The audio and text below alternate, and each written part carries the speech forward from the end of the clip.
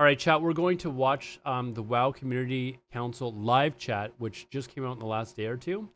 I have not watched a second of this, but somebody told me that there was a lot of good information about hardcore and what's going to happen. And you know, just a forewarn, just warning you guys. I have generally a very negative opinion about Blizzard. In with many things, I am glad that they came out with hardcore servers. I would like to see Classic Fresh though. Whoops. Morning. Welcome to another live chat with the WoW. I'm going to say this right now. I am really annoyed that Blizzard, this guy's obvious, like, I think probably at their headquarters, and like Blizzard doesn't have proper like streaming, like a streaming setup or whatever for them to do these. When did this come out? I think it came out. When did it come out? Late yesterday or something like that? It's very recent. 8 hours and 41 minutes ago. Okay, or I've had it like saved to play, so within the last day. It does annoy me that they don't even have a proper like stream setup for these guys with proper microphones and a green screen and stuff like that. Like, it just looks really cheap. WoW Community Council and Blizzard developers. I am Warcraft Community Manager Kyvax, and I have my teammate Bornak here with me today. And we are joined by 4 members of the WoW Classic development team. That is Nora Valletta and Anna Resendez, our lead engineers. That are assistant lead designer, Tim Jones. Is that right? Did I get that right? You got it. And our senior producer, Josh Greenfield. I turned it down, Nixon. Sorry. To talk about WoW Classic. We're a few days from getting hardcore mode. He's got a very deep voice, and the other people and people trying to the other people don't have as loud of a voice, so it's kind of hard to like play with the mixer to make it all sound good. So this whole thing is just fluff. Supatees, you're not even like a classic WoW player, dude. Like, come on. And by the way, when are you going to do arenas with me and pump up my rating? And are you safe? Are the fires aren't anywhere near you? Are they, Supatees? They just stuffed fluff into 51 minutes. Okay, I was told it was a great video, Supatees. So, but when am I gonna get my gladiator ranking, dude? Like, when is that happening? They're kind of close. Do you have a anyway? Well, we can talk later. But right, we just had smoke rolling yesterday, so we don't see the sun anymore. Survive. Let's watch the video. The ever-looming threat of death. We've got and Supatees we all trust. Patch, that's coming on Tuesday includes a pretty big update to PvP in Classic Era, and we want to talk about that. But we've also got so much going on. We've had this summer of trial in Wrath and all sorts of things to touch on. So. Yes, we're going to start talking to you guys, answer your questions. Our first question, it looks like, is from Valrisha. Valrisha, go ahead. Hello. That green screen one of the effect best things about the hardcore add-on, which is used by the hardcore community, is that death messages are broadcast to everyone on the server rather than just people in your guild. That is cool. Do you intend to have this as an option? Maybe include like a level slider, so people who are dying at level 6, I don't care, but people who are dying at level 46, that's kind of important, and I'd like to know about that because it gives everyone a sense of, I'm going to oh guess no, or not. that guy's died in, I don't know, Windshear Crag or something at 3 a.m. So, you know, we'd love to know about that, please. Thank you. You know, our logic when implementing these was exactly that, right? Like, we want to let people know about your death, but maybe not everyone wants to know about everyone's death. There's like a thing about a guild where like it's your community, your closest community in that server, where like you get to share a lot of them. So like, if anyone's gonna care if you're like if your journey stopped, it's probably gonna be your guild member. So that's where our logic came. Because yeah, we could potentially see that it could potentially get a little bit spammy if we just like. Okay, so I believe I got so distracted by this terrible green screen effect that this billion-dollar company can't seem to get right. I guess she's saying that they are including it for guild announcements. I know in the hardcore one you can select like, do you want it guild, server wide, whatever. I always had it server wide because I'd always be like, how did this dude die at level 6, right? And like then of course you want to see when somebody dies at level 60 as well, right? So Blizz still living in 2004. I think even in 2004 you could get a proper green screen effect. I don't know. Let everyone just every time they die, especially in the lower levels. But that's definitely a really good suggestion. We can think about it. We can come back and talk about like, yeah, maybe we can have some knobs and make it more of an experience. But right now we don't have any plans with this. We first want to go like this and see how it interacts with the guild messages, and then probably in the future we can have some iteration. Okay, thank you very much. Just as a minor tangent to just death messages and player deaths in general. I know we sort of talked about this in a couple of our hardcore interviews, but we have an amazing analytics team, and there's a lot of really cool dashboards and data that they've shared with us about just interesting places people have died in and what people have died to, and what is the most just the deadliest creatures or where people are interesting places people are drowning, and so we look forward. Actually, I'm sure somebody has died to drowning. What does it actually say? Does it say you've died to water? I don't think I ever actually saw that one, but what does it say that you die to of? But number one, this guy's got his green screen working. Congratulations. But number two, I actually like the does it say stupidity? Okay. It captures the last mob you fought, so if you like, really? That's unfortunate. Died to environment. It would be cool if it actually said that you died to drowning, because I mean, people would just laugh their asses off. I do really actually like the announcement thing. Like, and I like the part where it said it'll announce like the last thing that you said, because sometimes it's actually really hilarious. Like some of the things that they say, and then they die to something. It is actually, sometimes it actually looks really fun. Maybe playing, you can see me die at like level 2. Okay, do that. Died to gravity. Like to the elevator, yeah. Like what does it say when you die to the elevator in Undercity? Like I think it actually it should say to falling damage or something like that. Taking some of that information and sharing it with the community to just, you know, share those interesting bits of information. Those little infographics are really interesting when they come out from different companies. So yeah, we love them. They are, and I can't help but think that there is a near future for an add-on that players could be running to spice up death messages. It seems to me like. Okay, question. They are going to continue the hardcore add-on, right? Like you can still have the hardcore add-on and people can still have these things communicated, correct? You know, and I will say before they did like talk about this, I was one of the people that was like hardcore should be hardcore, not the softcore stuff. I've kind of lightened my stance on it because it is more fun to play the game with friends. Like, let's be honest. But I do kind of like the idea of like the self SSF or whatever it's called.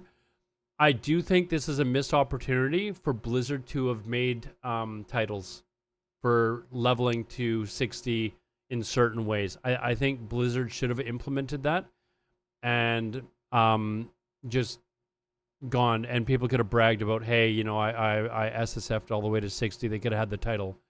But Blizzard didn't do that. I think it's a missed opportunity. I come from a guild that invented an add-on that allowed multiple guilds to coalesce their guild chat, right?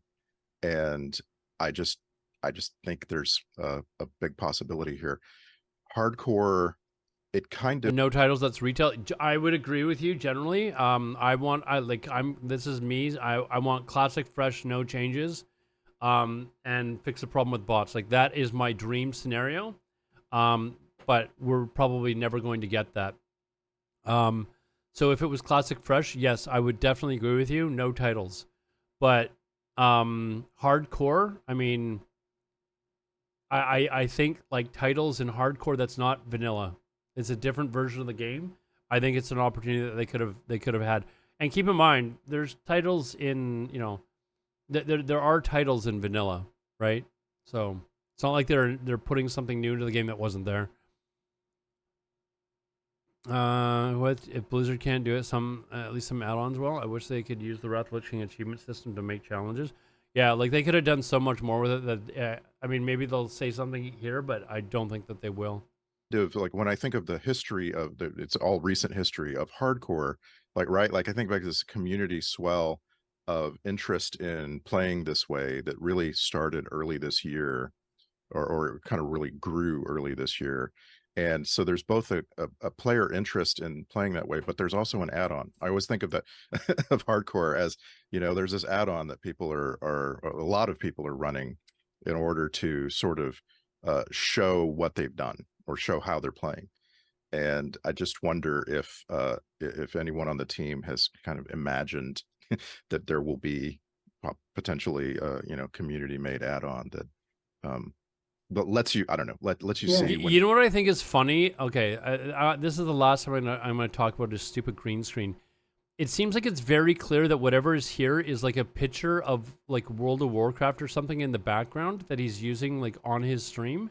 And then he's using software to try and mimic a green screen effect. But there's a picture of something in World of Warcraft in the background that he's trying to green screen over with a picture of like Wrath of the Lich King. Like, why not just use the picture in the background? And then you wouldn't have this funky crap all the time. And someone dies at 59 somewhere. Yeah, I mean, and that's how the add-on worked, right? Is you didn't get broadcast for the whole server. You got broadcast for whatever guilds were opted into. That I think they called it the green wall in the add-on. And that's, you know, that I assume that is it Dragonflight that's the background? So any guilds that sort of get set up and opted into that will probably still be able to get that. I'm not 100% sure of that. I haven't really been following the like recent last few weeks of the add-ons development, but I assume that's still the case. Also, a little piece of information of what Tim talked about. Cobalt Miner is the #1 NPC still in the PTR that kill people. So, yeah, just a little bit of information there. And yeah, we hope to share more with you guys in the future when the official servers come out. What was the #1 NPC? The Cobalt Miner. Yeah. Really? That was a rhetorical question. I almost got killed by that thing so many times. If you were guessing that it would be something different over time, like once the respawn rate in that bloody cave kind of matured, yeah. What's going to be the enemy that kills people a month from now, 4 months from now, the most? Fall damage. Yeah. Well, actually, environmental kills are higher than that. But yeah, I had the same thought. I think like the higher you get, the more it's gonna be either that or probably it's gonna be either one of those like you get overconfident about the enemies around you, and you're like, it's gonna be probably something really lame that kills you. But anyways, we'll come up with more information once the servers come out. Yeah, the Undercity elevators in the chat. You think it's all because they sit at home, not even at Blizzard offices? Didn't they? Wasn't it just like part of like there's this huge disagreement Blizzard had like a year ago or whatever, where they were mandating them back to the offices or the office? Wasn't that one of the big things that they were having a spat about? Blizzard was demanding that they actually came into work going forward or something. If Aladar stopped dying to elevators. I've never, I have died to the elevator. Never mind. That's also a killer. Oh yeah, I saw that meme. Yeah. There's clips of it. Anything in caves in low-level zones. You can't even deny it. For me, it's always been anything that starts with the name Defias. Defias, whatever is going to kill me. Spoken like a true Alliance player. I like it. Yep. You know what's funny is you watch the devs play WoW, and some of them are like the worst players like ever. Like they are like ultra casual. They would be gray parsing. Like it is actually kind of funny. I shouldn't even go there, right? Let's just stay out of Westfall. But all right, let's answer Safeguard's question. Sure. Yes, Safeguard. Go ahead. Yeah. I heard the Diablo 4 team was pretty bad too. Of hardcore. I've seen discussions on various platforms regarding the so-called solo self-found that's been made up as a community mode in several games, and some games have adopted it. Mm-hmm. Is this something that's on the agenda for you or is that something that the community will have to solve on their own?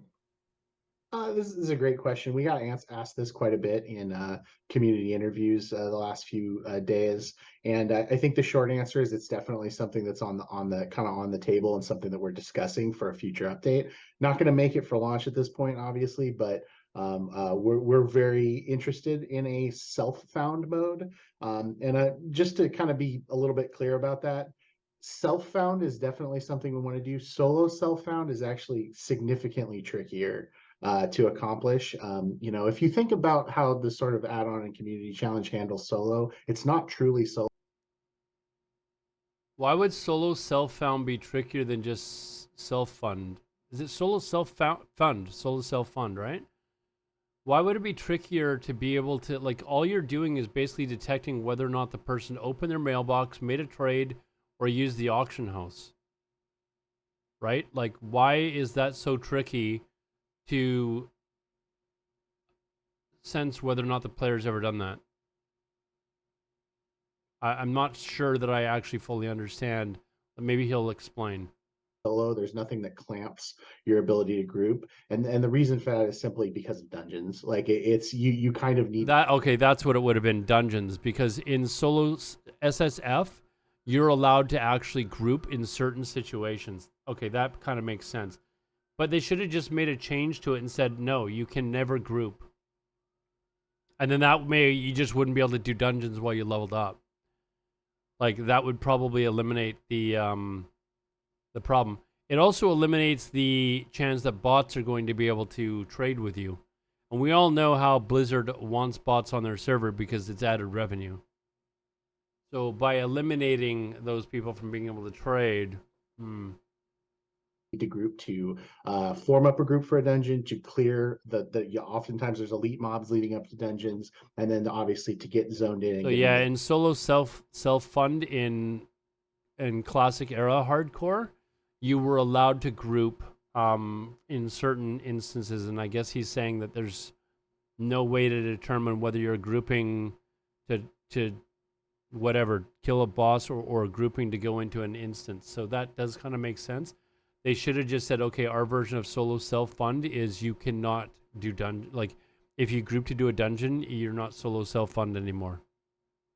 Self-found, is that what it is? I thought it's solo self-fund. Anyways. The same instance group. And when we talk about what it would take to do a solo mode, that is, it seems very simple. It's like, well, it does seem very simple. Easy. It's like, well, no, actually, we kind of talk about this. I put out a big long tweet about this yesterday, but essentially there's a series of kind of like whatabouts. It's like, well, what about getting to a dungeon? What about clearing the trash to a dungeon? What about getting into the same dungeon group if you can't group outside the dungeon? And all these things. And it's like, where we ended up kind of landing with that is that we don't think a truly enforced solo mode that Blizzard enforces is something that would be very satisfying to the community. It would be a clunky implementation. And that's not something we're super keen to kind of. The thing is, though, is if they would have come out with the option that I suggested, where you just simply can never group with people and just say, sorry, if you want SSF or whatever the title is, whatever, our version is going to be with you can't group for even dungeons, and give that explanation why. But instead, they're not even giving you the option. They're just saying, no, we're just not having it. Right? Like, it doesn't seem like the better course of it. I think they should have just said, listen, this is why we can't do it this way, because like in classic era hardcore, you were able to group in certain situations, and we can't detect whether the player is grouping for this reason or that. They should just say, we're making our SF version, if you group at all, you're not SSF, period, and left it at that. My opinion. Deliberately introduce bad user experience. So while self-found is something that we're very keenly interested in, the solo portion is something that will probably continue to exist like it does now, kind of like on the honor system. And that's something that obviously people can choose to do. So that's a long. That's a good point, Chernobyl. I think probably one of the things is Blizzard wants people to interact with people, but I mean, you can still do that. You just choose not to do an SSF run. But now those people that actually want to do an SSF run don't even have they don't have the option to even have like any way of like proving that you actually did it. Like I personally think it's a missed opportunity by Blizzard. An SSF run, WTS, no. The character starts off at level 1 and you cannot in any way help it to get to level 60. Right? Like there's no, like you can't transfer gold to your alt, you can't send them green or blue items or anything like that. You start off with grays and you basically have to do, and that's what makes it hard, right? Like that's the deal with it. But in hardcore, with the way that they're doing it on Blizzard servers, yes, you will be able to send mats, but there is no such thing as an SF run or SSF run. Longer answer. I think that missed opportunity. I think, but that's kind of where our heads are at with that. When you say, we'll look into self-found, Yeah. what does that mean? Can you outline that for me? Is that just no trading, no auction house? Is that what that is? No trading, no auction house, no mail, essentially. And we don't have the full design for it yet, but I think the form that I would expect it to take is likely some sort of checkbox on the character creation screen. And then, and a lot of these things that we talk about, like we talk about this and maybe like people ask about achievements a lot. They may be doing an alternative version, the Soul of Iron system. We think, again, this is a sort of spitball design at this point because we haven't really ironed it out. So it sounds like they're talking about it. They'll make it so that you can still group, but you can't do trades, auction house, or what was the third one? There was a third one as well, which sounds like it's a nice, maybe a happy medium that they're trying to go with. I do think this is something that they should have had ready for launch. I don't think it would have taken a lot to actually implement that system into the game, and I think this is they've missed the ball on this. They should have had this ready for launch.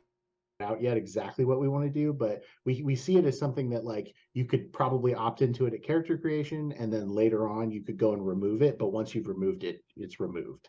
So it's one of those things that's like opt in and then opt out at a certain point, but you can never opt back into it after the character's created. That's the thought anyway. And in the same vein as Soul of Iron, have some sort of cosmetic aura that indicates. Well, the SSF is only up until level 60, Nixon. Once level 60 is over, you've achieved the SSF, and then you're able to group. That's how it's always been on hardcore. So that there would be no, but I mean, you would be able to do like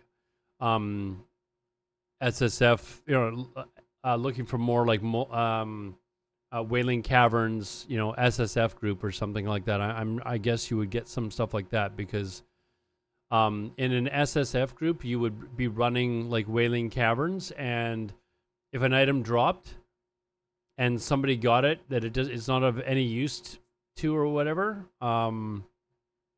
you can't trade the item, right? But having said that, if you don't need the item, you shouldn't be needing on it as well. That's another point. It's that you're on this challenge, and then if you've made it to 60 while under the effects of the challenge, then there's some additional cosmetic buff in the same way that your cosmetic aura for Soul of Iron got augmented by killing Ragnaros in Season of Mastery. Yeah, exactly. Yeah, and just to reiterate what Josh already said, like different players have different ideas about how solo self-found should be implemented. And if we did step in and implement something ourselves, there is a lot of risk there because we'd have to make a lot of decisions around it, and we may not end up satisfying everybody's wishes. But yeah, it's the thing is, anything we do implement will be definitely opt-in. Yeah. Please go ahead, Valrisha. Classic era has been on quite a big resurgence in the last like 10 months or something. Oh, please ask about Classic Fresh. With that though, we've seen a lot of what would you? I wouldn't say degenerate, but quite boosting. Basically, lots of dungeon boosting. It's the spam is like I was playing on Firemo, which is the biggest EU server. 20,000 messages in 50 hours. That's one every 10 seconds. Do you have any plans to bring in the anti-boosting mechanics, such as reduced XP with a higher level, or good the anti-snare things that were brought in for Season of Mastery? And this is a good question, actually. In the same way that we're evaluating what changes to bring to That is an amazing question, and if they don't do that, you know how much, like, we were talking about this yesterday. Bots are going to be rampant on hardcore servers. If you think that bots aren't going to be all over the place, you're kidding yourself. Instead of bots killing mobs that are like yellow, they're just going to be killing mobs that are green. Or, you know, they're going to be in areas where they just could not die, basically. And also, they're going to be able to fly hack and all that stuff that Blizzard doesn't do anything to stop. So, oh man, please tell me that, like, hardcore era specifically. You know, I think our philosophy has evolved from the being adamant about no changes in era to acknowledging that, you know, some aspects of no changes are actually harmful to player gameplay and interactions, such as, like, you know, the debuff limit, buff limit, restricting what players can do, and it's not really that great of gameplay to have like a cancel or a macro as a tank to remove hot, so your world buffs don't get pushed off. So I would say that it's on the table to consider bringing things that would improve the quality of life to era players. And if that is, you know, figuring out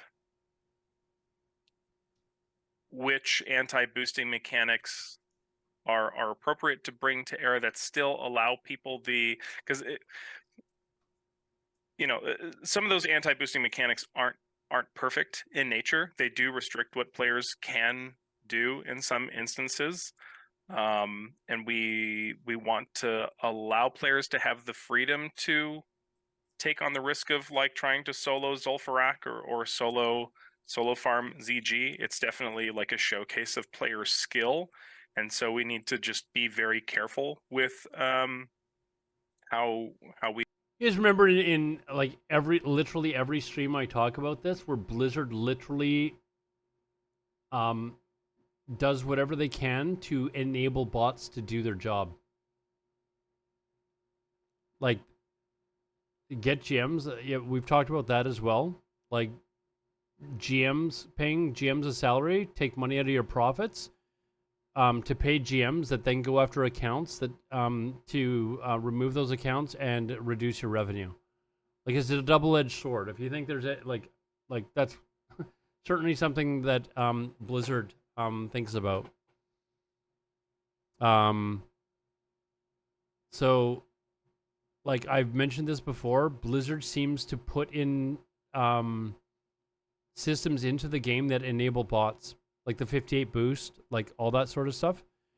No, we're talking about hardcore now, Asta Life. You can come back to stream now. Wait, Findy might be here, Asta. I know you said earlier that Findy is the reason why you disappeared. Findy was here for a little bit. But he may have gone to work at this point. He may be at work at this point, so you might be safe. We regulate. If he says something, just act like you're a bot like everyone else in my chat, and you know, just do bot stuff. But I like TLDR. It's definitely something that we're willing to consider. To kind of add on to that too, and I want to actually clarify one point, the whole HOTS pushing off world buffs. That's something we actually fixed before Season of Mastery. We fixed that at the end of in Naxxramas in 2019 Classic. There you go. Yeah, so like, you know, for example, like Rejuvenation will not push off Rallying Cry the Dragon Slayer, and it's been that way for a long time. So that's kind of an example of the kind of, like, that's just a kind of a slam dunk quality of life change that we could have made at that point. Thanks, Dip. And so that we're definitely open to that kind of stuff. The other thing to keep in mind, and I know this is really difficult when it gets really spammy, but it's not. It is against the rules strictly. Stop acting like bots in chat. Advertise boosts and sales that aren't, you know, like item sales basically in LFG chat and Classic, and that is something you can report, and that is something we do action accounts for and silence accounts for. So. You know, it's hard when it's a lot of people spamming. I get that, and that's not a solution. But that's just the thing I like to remind people of every now and then. Whenever I think back to my experience in 2005, I always remember I was in a raiding guild and we had a leveling guild, like this little daughter guild, and we would put people in there, and then we would assign level 60 players to go help them level. Like that was like my memory of getting ready for Molten Core was that we had different days and different people assigned to go help people level. What a nice skill. Like it feels like vanilla WoW to me. I wish Tyrants was like that. I'm curious to see what players today would say about Classic Era, in terms of how they want it to be, like would we find a majority of players who would say no, let's keep it this way. I actually like that. It's how I think of Classic, or I'm always looking for polls, man. We had here's a poll for you. Here's a poll for you. What percentage of World of Warcraft players do you think would love to see the game without bots, or you'd actually do something to get rid of bots?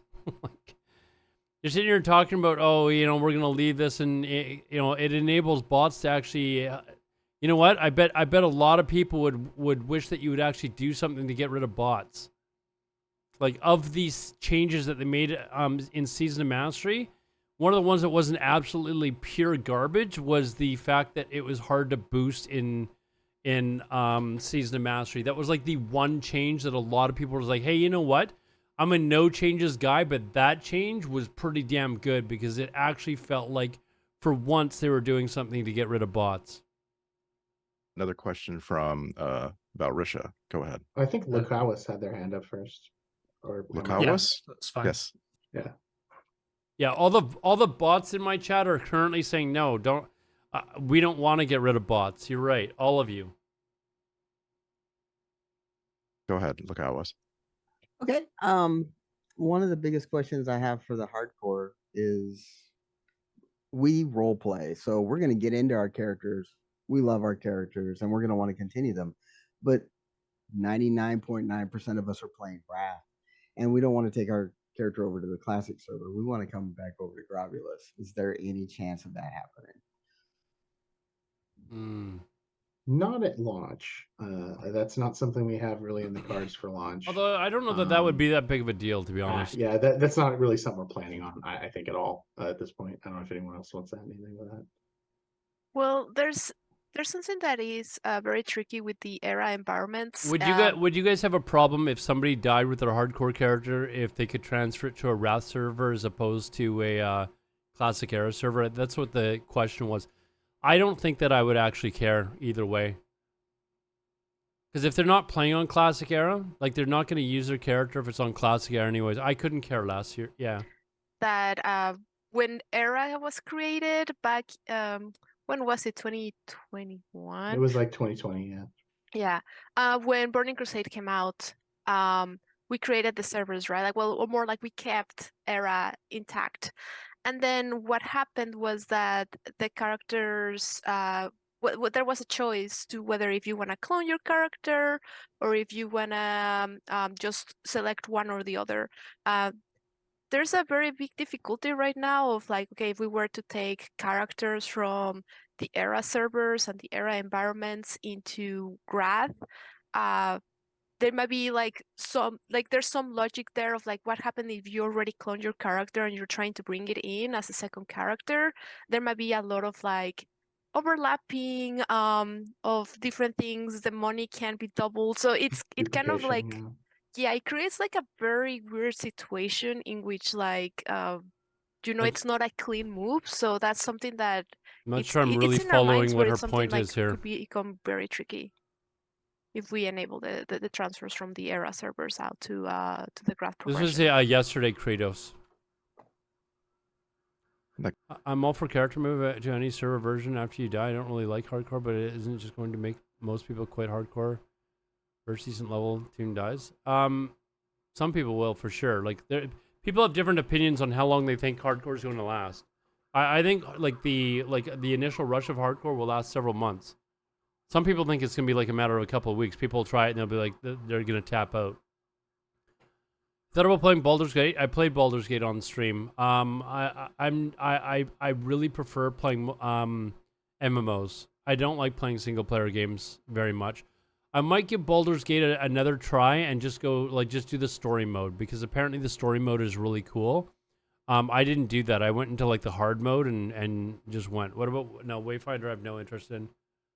And hardcore is going to be out in a few days, so I'm going to be busy as hell with that. But anyways, I'm not really sure what the point was. I think she was trying to say it was going to disrupt the servers if all these servers from hardcore went to. But I mean, if they're like below level 60 characters, I'm not really sure how much of an impact they're going to have on a Wrath server, to be honest. Next question from Valrisha. On the topic of clones, I know there's a lot of people clamoring for them to come back. Is that something that's on the cards, or is that data gone? I think that's gone. I have a High Warlord mage I would have loved to have been able to clone on Classic Era and kept playing. Unfortunately, dummy me didn't clone my High Warlord mage and transferred it to a Wrath server rather than a Classic Era one.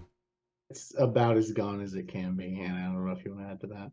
Yeah, from the technical side of things, giving a little bit more explanation, when the cloning and the copying happened, we actually cloned every single character that existed in World of Warcraft Classic. You can imagine that's like a lot of characters. There's a lot of information involved, and that takes space and like adds complexity to our code and all of that. So we decided to.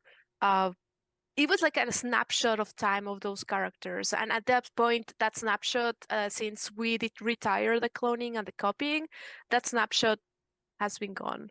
So they went and it's a lot. They went and deleted it basically. We needed to keep. Like they couldn't have just kept this on like a separate hard drive or something like this. I don't know how much that would have taken up in hard drive space, but I feel like they just made an oops there, and they were like, oh crap, we're just gonna delete this because we said we're gonna get rid of it. They taped over it, yes. Like they could, yeah. Like missed opportunity, yeah. So much money gone, because had they come back and said, hey, you know what, we've got the snapshot, we're going to allow you to actually now do it. Here's, pay $15. I would have paid $15 to have had my High Warlord mage copied over to Classic Era, and I would have been playing that on stream. But now I would have to like re-level. Keep there, so the information is gone, so we don't really have the snapshot of where your characters were back at that time. Yeah, Bobby, exactly. Bobby's pissed off. That's another yacht Bobby could have bought. Technology can be sometimes restrictive. But it's a lot of data. It's a lot of data. Yeah, it's a lot of data. We're no longer in 2004, so we have let's not say that's a lot of data. I'm sure that you guys have the space. It was let's call it what it was. It was an oops. They didn't anticipate needing it in the future, and rather than just keeping it saved somewhere for whatever purpose, I'm sure it didn't take up that much hard drive space that a $1 billion indie company couldn't have, like, I think it was just an oops. Technological advancements, but still, when you're talking about like billions of characters, basically, it's a lot. So, I'm always amazed at how many characters get made on just any realm. Exactly, Chernobyl. I'm pretty sure that's probably the conversation. Where you have, however many thousands of active players, you like the number of characters that have been made there are hundreds of millions. Yeah, astronomical numbers. Astronomical, yeah. Safeguard, go ahead. Do we have anyone in chat that actually could guess at how much hard drive space hundreds of millions of character data would actually take up? Like, they make it sound as though this would have taken up like hard drives, like enough hard drives to fill like several rooms in their building. When I for some reason don't believe that that's actually the case. Not even a gig? No, you weren't allowed to talk about future features. But another topic that's been popping up partly in my own mind, but also from 1 terabyte at the most. So So you saying that they could have used my external hard drive and just saved everyone's information, but that was just too much for them, huh? Is something like Classic Plus. I'll go with my opinion. Grander in scale than the Season of Masteries have been. Is this something that is interesting from your end, or is the Season of Mastery the level of changes we're is he asking about Classic Plus?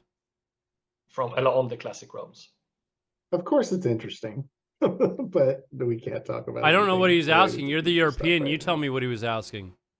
We did announce, we have a season in the works, and that season is not a Season of Mastery 2. We did announce that. Why are they like why do they care if it's called Season of Mastery 2? Like why are they so hung up on this? They've said it's another season, but they're like, but don't call it Season of Mastery 2. I'll tell you why. Because the first Season of Mastery flopped so badly that they don't want it to be because it's Classic Plus. Yeah, it's gonna be Turtle WoW basically. That makes me glad to hear. That's very interesting. As you said, we're interested in that. Valrisha, you're up. Hello. There's a number of people who feel like leveling on the current era realms can be almost like a waste of time because of people who like the investment into their characters, because they fear that a fresh server would completely cannibalize all their progress. Yes, somebody's asking. Future era servers that are on the era client be of a seasonal bent or have some sort of gimmick, so that the only way to play the true vanilla sort of classic is on the era realms, or will there be one day? Maybe that's the wrong question, but do you have like plans to do a vanilla to Wrath or beyond progression server again, or will it always be something different or slightly spicy? Please, I'm begging you. I'm begging you. This is also in that kind of same vein of like sorry. No, it's okay. I get it. Like we get the whole fresh is a very common question and so why do you ever answer it? Like the war cry, I should say, that we hear for this quite a bit. But I think it's safe to say that if you're leveling on Era now, you are safe. Like you're going to get a lot of legs out of that character. It's okay. I wouldn't hold off for some far future possibility of a fresh or anything like that. And I think it's pretty likely if we did decide to do the trilogy again, we'd give you a good heads up for it. You'd know it was coming. So play the game, have fun. That said, the classic team, we love to take a look at the community and chat with you. So definitely eager to hear what is it that you want, right? Like, is it new, fresh, like how you call it, spicy? So like, please keep commenting and keep making content, all of that. Like we watch it, we listen to you, so definitely want to hear what you guys want. Classic Every fresh. Day of my life, I'm out there trying to measure what players are calling for on our forums mostly, but everywhere. I don't like. Oh my god! Maybe I'm just an idiot. Am I? Maybe I'm an idiot. But how much would it cost in development for Blizzard to relaunch Fresh Classic? Like, I feel like this is just a miniature goldmine, not as big as original Fresh, but they don't have to pay. There's no development costs. It's already there. They would literally just have to put up another server. Right? Like they would honestly just have to put up another server. So it would literally cost Blizzard nothing to put up a Classic Fresh server. And I'm of the opinion that if they ever launch Classic Fresh, obviously it's not going to have as many people as original Classic, like the launch. But I believe it would be several servers worth of people that would come back to play Classic Fresh. Like, I literally listen to it every day in my chat. On Twitter, people begging for Classic Fresh.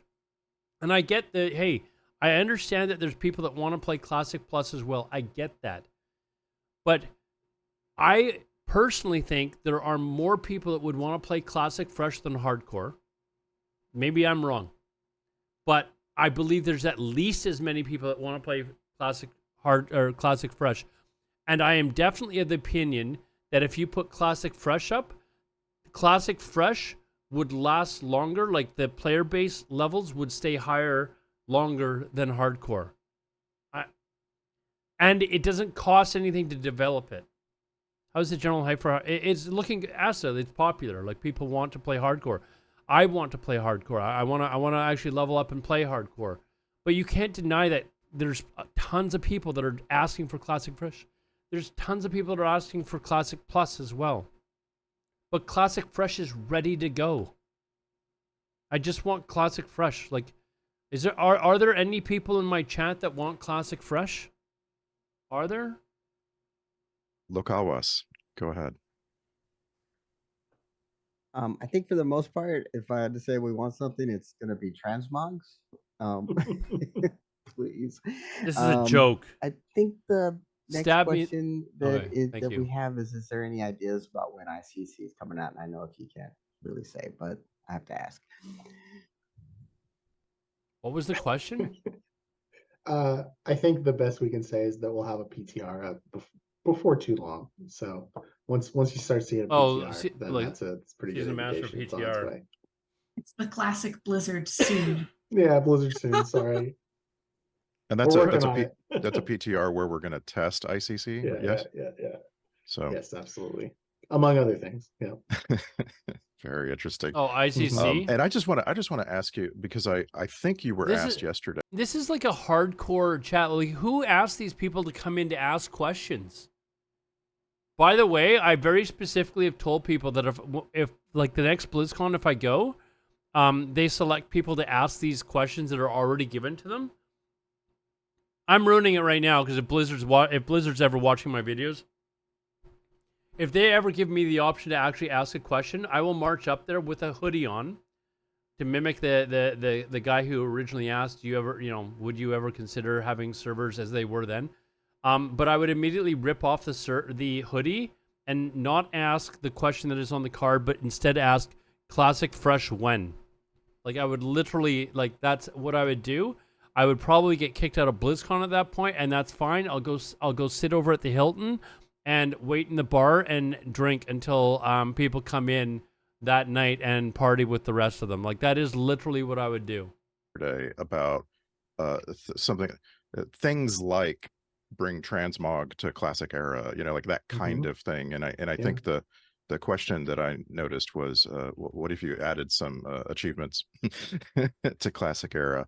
And I'm just curious, like we hear that a lot. Like it's sort of a like we have these things in later versions of WoW that players like, and could there be and a lot of players hate like a limited version of that? We talked a lot about achievements in our interviews the other day. Nora and I particularly, we got a lot of questions about this, and the answer that we gave there that we feel pretty strongly about is that original WoW is pretty much a sandbox game in terms of compared to later versions.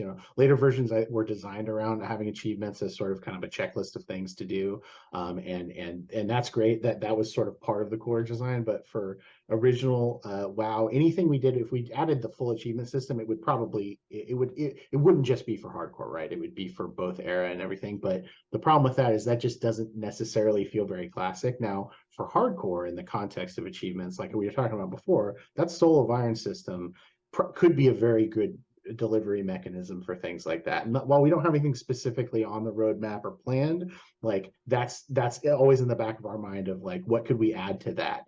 And that's in some ways almost cooler than achievements, because it's not just some number that you need to make go bigger. It's a cosmetic representation. You can click someone and say, oh, that's a survivor of the Fire Lord. That guy's serious business. He killed Ragnaros. So I think that's a cool way to approach that if we did decide to do something like that.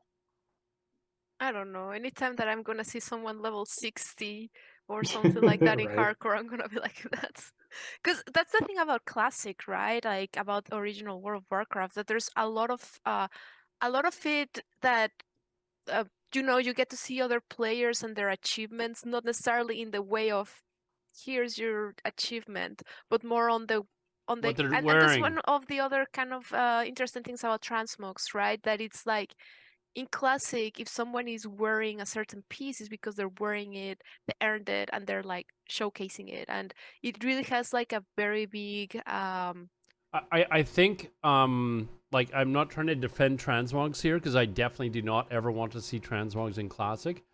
But if your character is wearing a piece, it signifies that you've actually got that piece in the past. That's generally how transmogs work, right? Like you can't transmog into a piece that you haven't actually collected in the past. That's not how, as far as I know, that's how they work in retail, anyways. Quality of life, like auto loot, all the corpses would be nice. Yeah, there are some things that people could argue that, hey, maybe this being added would not be all that bad. But also keep in mind, Murph the Smurfs, stuff that, like, a lot of people worried that it would be like a snowball effect. Like, it would suddenly open up a big can of worms, right? So that's kind of the problem, right? Like, where do you stop?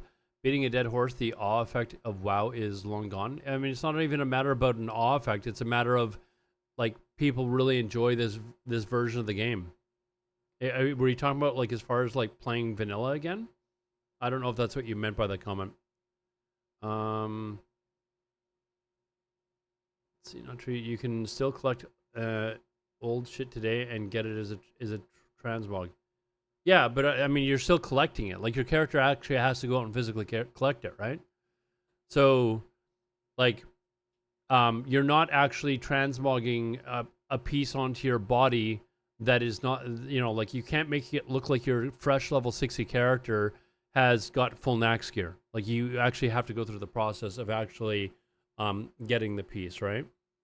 So, and I believe one of the reasons why they initially brought in transmogs was so that people could actually delete this crap out of their banks, right? Like, I don't know about you, but if I log onto my vanilla mage, I've still got all my gladiator gear and my full tier 1 and tier 2 whatever sets still sitting in my bank. Same as my warlock. Like, I believe that was one of the major reasons why they brought in transmog to begin with, was to get rid of the bank space. Like a very big meaning, right? And you get to see the people, you get to see their achievements, kind of like similar what Josh says. That you get to see, like, oh, they have the buff, and it's like, okay, that's really crazy. But even just leveling in World of Warcraft Classic is a very big feat, and you get to see them. And like, I remember when I started playing the game, I would see like people that were like 50s and 60s, and I'll be like, wow. So we're always thinking about, like, how can we keep that feeling and replicating that when we might also want people to maybe engage in some of these challenges, and we also don't want to make it mandatory either. Go ahead, Safeguard. This was a quite nice transition into the next question. So on the topic of, like, quality of life and such things, one thing that exists on modern WoW or retail, or whatever you want to call it, is the new auction house. Would this be something that would ever be possible to move back to backboard, to Classic, or to Wrath? This has nothing to do with hardcore. You know, this is something. This is supposed to be live chat on WoW Classic Hardcore. This thing we've been thinking about a lot as a team. We tend to try. We're over halfway through the video, and I feel like we've had 2 questions about hardcore so far. And preserve classic behavior, classic look and feel, even when it is lacking in many of the luxuries of modern WoW. One thing about Classic, for example, is that without the help of third-party add-ons in Classic era, it can be really hard to just pick up a quest and do it without reading what the quest is asking you to do or where it's asking you to go. And sometimes, as weird as it sounds, it is the lack of quality of life improvements to the game that might just be part of why, part of the things that give Classic WoW that slow and steady pace that some of us cherish.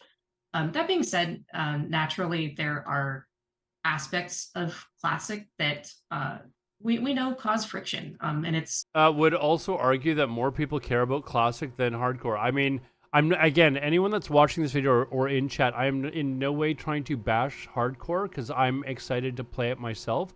I do agree there is probably more people that are wanting to play Classic Fresh than actually wanting to play hardcore. And the fact that Classic Era is so bloody insanely popular on a server that is, these servers are basically what, 5 years old now or something like that, like, or 4.5 whatever years old. Like, it is literally impressive that there's so many people willing to go start over on these servers where there's people running around in Nax gear like crazy.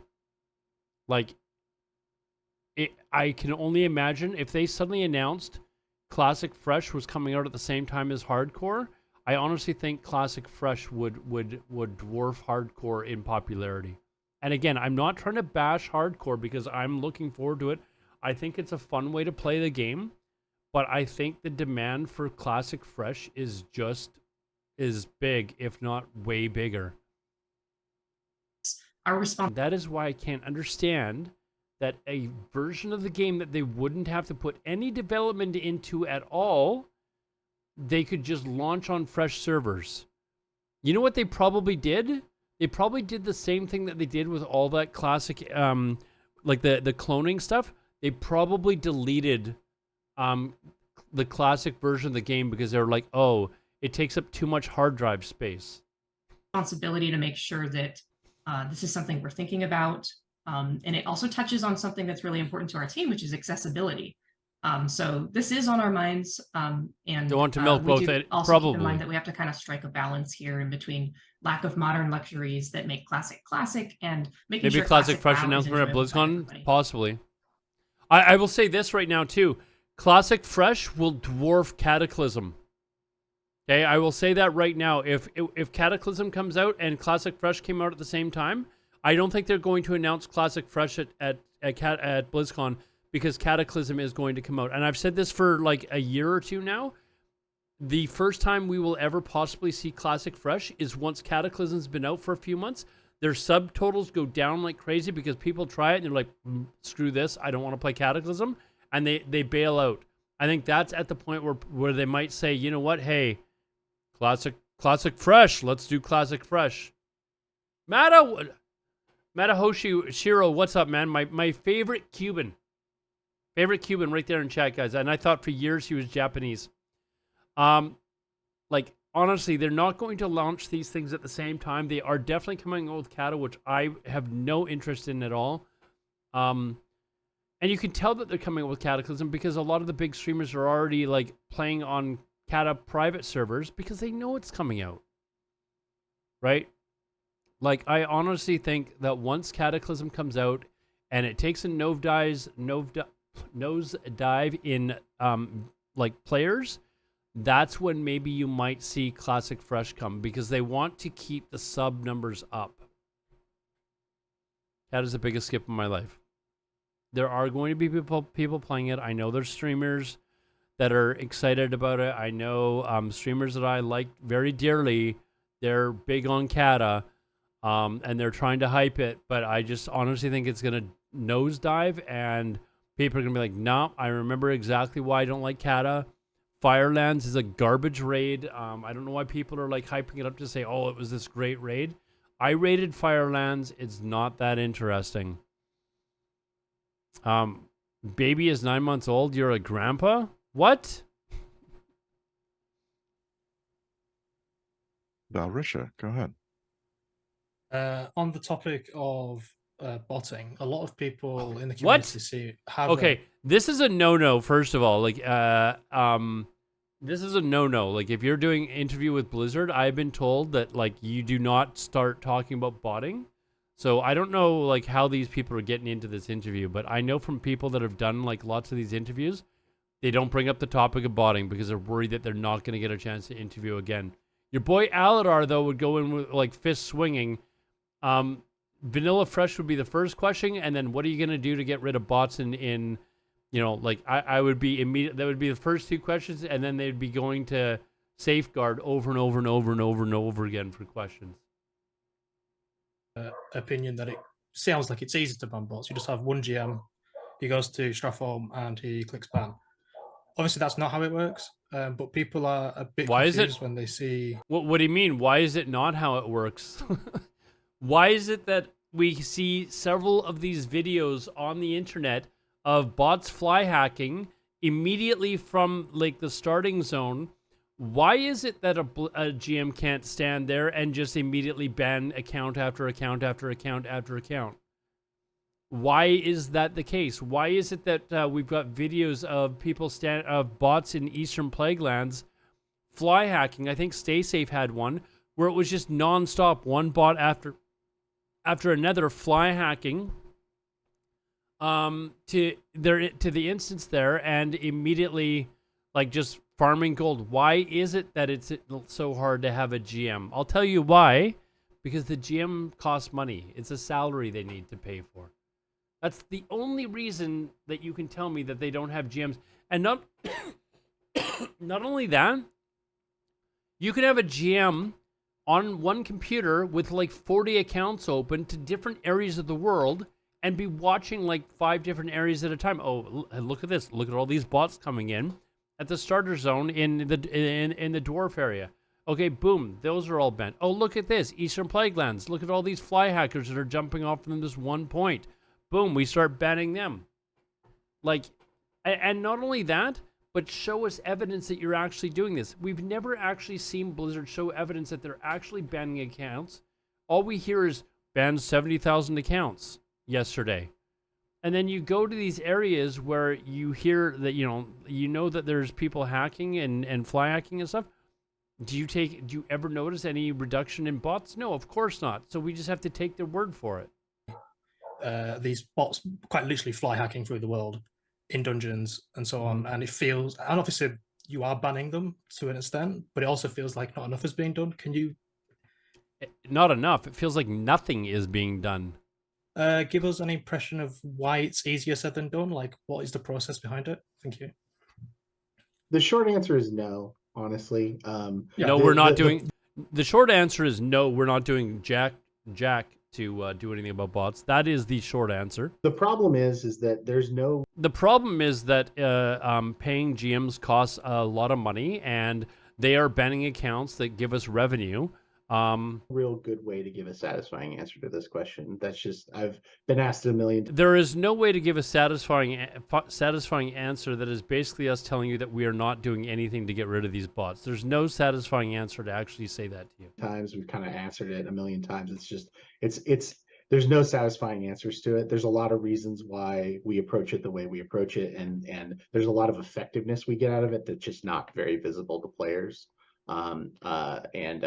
Yeah, I don't think that there's a really good way we could spend a lot of time on this topic and give a satisfying answer, and we're just going to kind of burn airtime. I mean, they basically said exactly what I said. There's no way to give a satisfying answer because there is no satisfying answer for what they're doing. They're not doing anything. How satisfying is that? Are any of you guys in chat satisfied with that as your answer? I just got, like, as soon as we start talking about bots, I just flip out. I always wish more people could sit behind Tim and watch some of the work he's done to to counteract exploits.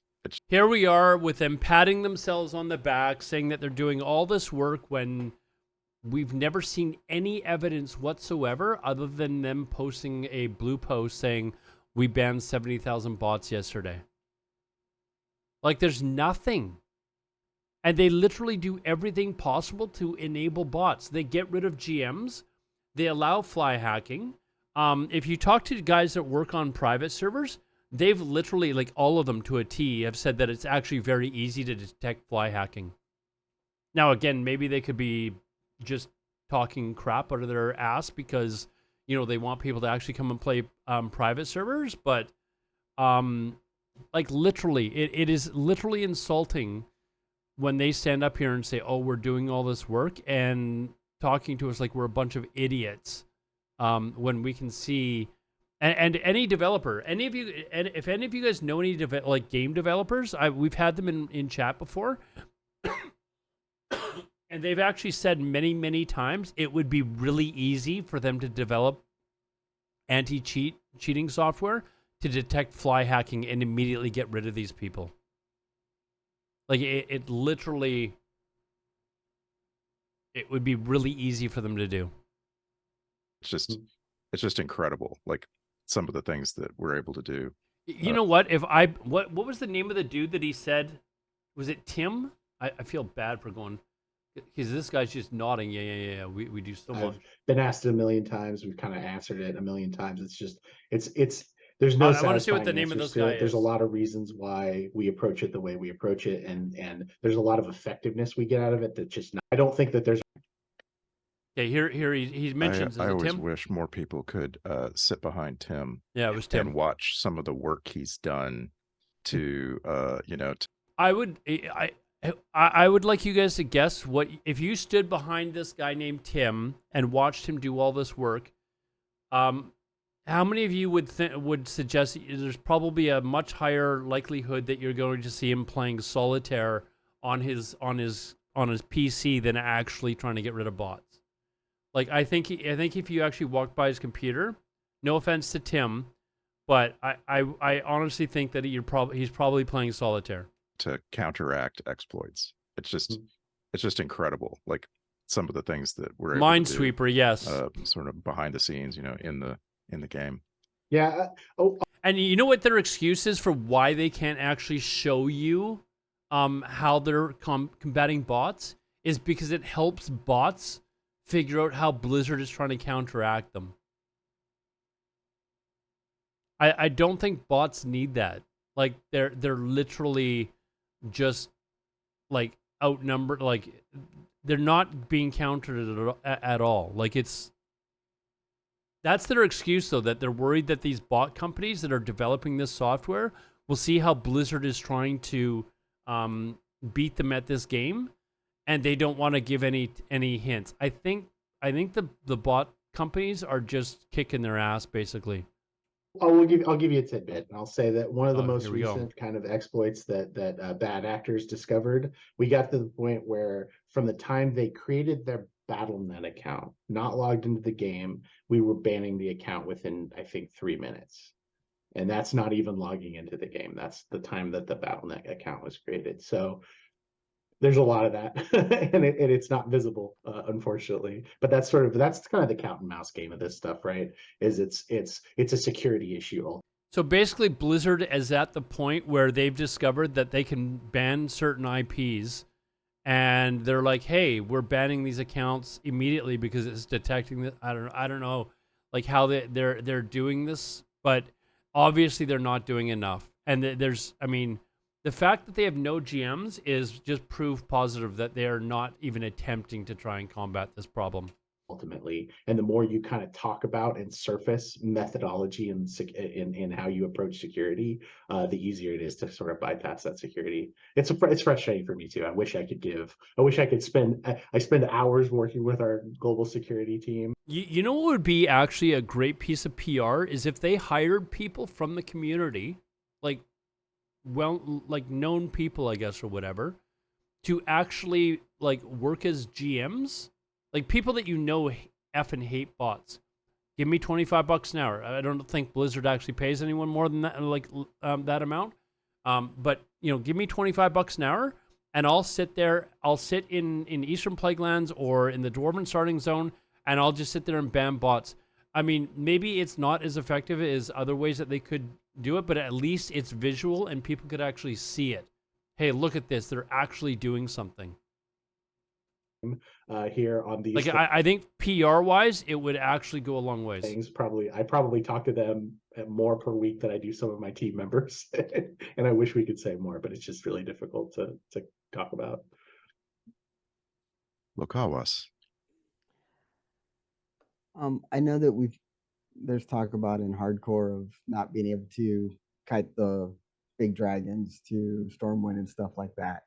But on a smaller scale, there's some RP items that you sometimes can't use out of certain areas, like the Peon's Blackjack you get in the Valley of Trials. And our folks want to know if we're going to be able to use those RP items past those areas in the hardcore realms. we haven't made any changes like that, and I'm like looking at Josh's face because I'm like, he's gonna be like, stop more. But this is, something I may be a little bit biased towards. It's something that I personally think we should consider, especially for items that are cosmetic and don't run the risk of altering the meta in any conceivable way. Like, I think that'd be cool. I like the suggestion. One of the things I've loved about the last few chats like this we've had is that we end up getting dropped an idea that I personally had never thought of. That was my face. I was like, I hadn't thought of that, but that's really cool. So I don't know. Never say never, but maybe that seems neat. Okay, so not at the start of hardcore anyways. It's also just neat to see the roleplay community embrace hardcore. Yeah. That seeing all the ways that hardcore mode gives them a platform to have fun. That's really, really cool. I mean, it's the ultimate RP, just like in real life. You only get one life. It is definitely, yeah. I think you're definitely on a wire with your character. Safeguard, go ahead. Yes. So I have a question regarding one thing I noticed when I was testing the PTR for hardcore. And that is that the hardcore realms are using what I guess is a newer version of the client, like the backbone of the client, than what Classic and Wrath are using, because the PTR has the new options alternative or choices. Is this something that is being moved over to Classic and Wrath as well?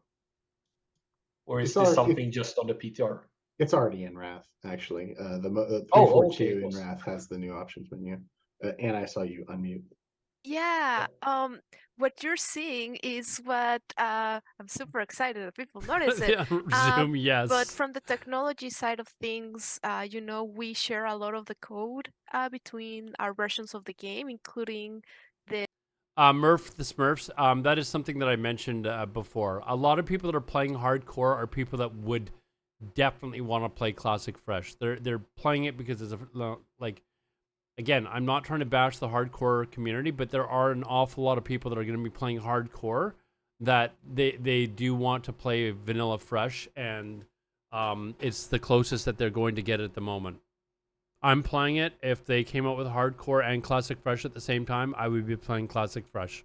I don't mind saying that. I am definitely a proponent to have Classic Fresh, but I will play hardcore because I do think it is an interesting way to play the game. Until we get that actual Classic Fresh. Keep in mind, we talked about this earlier as well. If they came out with Classic Fresh right now, say right now, and then in 3 months tried to come out with Classic Hardcore, the rush of people to come on to Classic Hardcore would be very small compared to what it is if they're launching it now. So they can launch Classic Hardcore right now, have it do really well for several months or however long it's going to be, and then whatever, they're announcing Cata, so in 5 or 6 months maybe Cataclysm comes out. Boom, a little bump of people go and play Cataclysm, and then when that starts to come down, they're going to need something to boost the numbers up again. That's maybe when they launch Classic Fresh. If they were to launch Classic Fresh right now, how many people do you think would play hardcore? I think people would still play it, but not as many as if they do hardcore first. But also, how many people would play Cataclysm? Right? But if they have Classic Fresh last, then people are still going to come... Yeah, 50 to 70 people. If they have Classic Fresh last, then there's still going to be that massive bump when Classic Hardcore comes out. There's still going to be a little bit of a bump when Cataclysm comes out, and then they can have another bump. If they come up with Classic Fresh first, Hardcore's not going to do it as well. Cataclysm certainly isn't going to do as well. So, the modern game, which allow us to, if we have any changes, especially talking about. If you want to know what the answer to any of Blizzard's questions is, or when they're going to do stuff, just ask yourself this: what is going to make Blizzard the most amount of money over their financial quarters? Because that's literally, it's go back and look at the decisions that they've made. There's so many times when they've done something, and it's literally they're launching something at a specific point in the year because they want their financial quarter to look better than it would have etc., etc. So by launching it in this way, their quarters for the next like whatever 9 months are going to be a lot stronger than if they announce Classic Fresh first and then Hardcore and then like it's just the way it is. Do you think the lag on launch or on Crowded Quest will be worse than regular Fresh? No. No, I think Hardcore. Like I said that if when they launch Classic Fresh again, it will be more popular than Hardcore. And again, I'm not taking a jab at Hardcore. It's just my opinion that I think Classic Fresh will be more popular. But Hardcore is great too. I think people will have a great time. Said earlier, it won't see a Fresh launch until they have an extremely weak quarter ahead of them. Exactly, Belfast. About security changes, authentication, and all of that. We get to share all of that code, and we keep like compliant and ready to go. And really like that, I don't know, that makes me really excited. So whenever you see that there may be like these kind of like big changes, it's probably Tactics. I gotta go watch. I didn't actually watch your dueling. We were kind of discussing the Peo stuff earlier. What did you do to piss him off, man? Like, holy crap. Because we are like taking Tactics for all of you guys is obviously one of the guys that is heavily involved with Hardcore. Again, like I'm not saying this because Tactics you won with a high level pet. I knew it had something to do with a pet, but I haven't actually watched the duel to actually find out what it was. But I know it pissed him off, and now he's just going off on a tangent and attacking Stay Safe. And I'm not just saying this because Tactics here. I've been saying this all stream. I think Hardcore is extremely popular. It's a fun way to play the game, but it makes no sense for Blizzard to launch Fresh first and then Hardcore.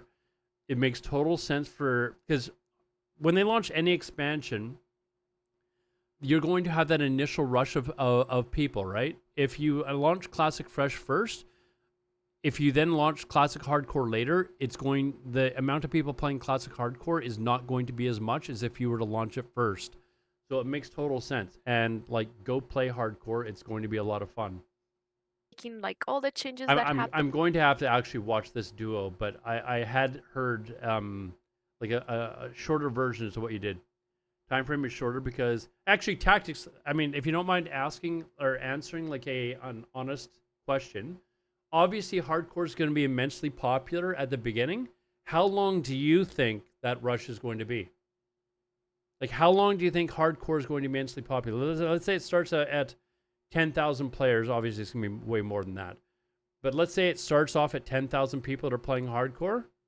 How long do you think that it's going to be immensely popular for? I think Hardcore launch will be insanely big, but I also think that most people will try it. Will soon realize they really don't like the permadeath. I think honestly, like you're gonna have people that try it. They're gonna die 2 or 3 times, and then they're gonna be like, you know what? I want to do something else. I'm tired of dying, and then maybe they might come back to it later on, which is kind of what happened with original Hardcore, right? Like Hardcore was really, really popular. Like back in Classic, you'll remember when Cargos and them all started playing. They started playing Hardcore.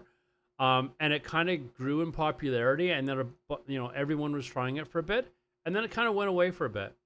I kind of have a feeling that you're gonna see a bit of that. You're gonna see a crazy rush of people playing it, and then some people are gonna get tired of it. You're gonna have the lunatics like Tactics, and whomever that are going to be playing it right all the way through, But the people that get tired of it early on, they'll probably drift away from it for a little bit, and then down the road you'll probably see those people. Hey, you know what? I'm gonna go back and play Hardcore a little bit. I mean, I wasn't playing Hardcore the entire way through, but there were certain people like Tactics and who were playing Hardcore nonstop. They did not ever stop playing Hardcore. People like me, I played Hardcore for I think 3, 4, 5 months originally. And then I went back, I was playing TBC, and then I didn't start playing Hardcore again until Wrath came out. So I think you will actually see that quite a bit on the Hardcore server. Anyways. I think we haven't updated that one maybe for a year, and now we're catching up the technology that was left behind. So definitely. I'm super excited about it because it's gonna be like a bunch of code that includes security fixes and all of these things that are gonna be added into these new versions. Yeah, to kind of add on to that as well, like when we say changes, we mean things like interface options and not things that are really gameplay affecting. Obviously, we don't share a lot of that stuff, but any of this sort of like systemic thing kind of goes back to the auction house question. That's something that we could potentially look into sharing in the future as well. And that could be exciting for the game too, because that's mostly just a sort of like how it's a look and feel thing of how a system in the game works and not a gameplay affecting thing. And just to, I think it's my engineer duty to say that even though something already exists, let's say in our modern games, sharing it still has a big difficulty and it's not for free. Yeah. So just so everybody knows that, like, yeah, if we were to share something, there's still work that our team needs to do. But yeah. Our classic, a lot of our classic logic has kind of diverged quite a bit from modern, and so the work involved with trying to kind of hook things up and see what we can reuse from modern and what logic we can share. There's actually quite a bit of work involved there. But in terms of like performance and security and so forth, this is always intended. You always want to try to get those benefits. Absolutely, yes. We actually just added some performance improvements on our side of things in this new release of 1.15.0, which hopefully will be a way better experience for the players, especially when we talk about multiple amounts of people logging in at the same time. Does it have anything to do with like having more than 1,000 players on a server and not needing like a billion layers? What? I joke about this, but I am actually curious as to why private servers can have 10,000 people on their server with no layers. Like two Russian dudes have a server in their mother's basement's closet or something, and they can have 10,000 players on a server at one time with a little bit of lag, but not really anything too crazy. But Blizzard, a multi-billion-dollar indie company, would need 10 layers. Like I am kind of actually curious to. They would probably be insulted if I asked that question, though. That never happens in an MMO, but well, I mean, it's in this definition, so yeah. Go ahead, Safeguard. Yeah, that girl's trying to be. I think she just has an accent, man. I think she's just got like. I think she's like probably like, originally from like, I don't know, maybe like she's obviously got some sort of a Spanish or Portuguese accent or something like that. She's, I don't think she's trying to have a cute voice. Just a quick, so one of the main features that I'm happy to see in Wrath. Is she French? I raid once a week, so it's still nice to see it. That's a screw up from the Canadian here. Something I love that you added to retail. Something that's she's Latin American. Okay. In World of Warcraft. She looks overall. Latin American. So that's one of the main features that I wanted from the new settings. That's why I reacted that it was on the